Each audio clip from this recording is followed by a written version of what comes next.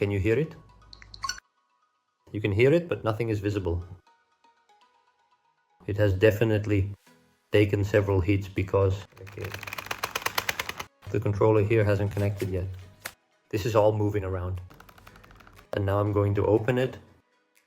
Let's see what we find inside. I hope we don't have to change the display.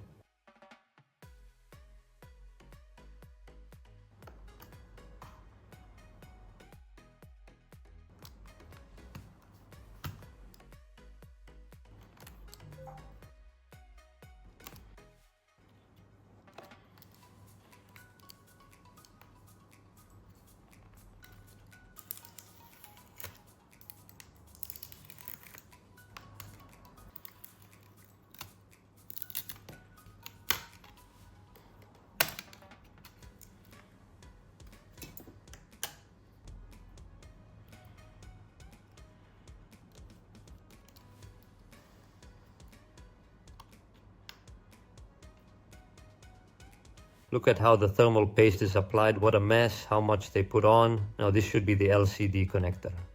We need to do something very basic. We open it, remove it, and reinsert it, even though I think it won't work.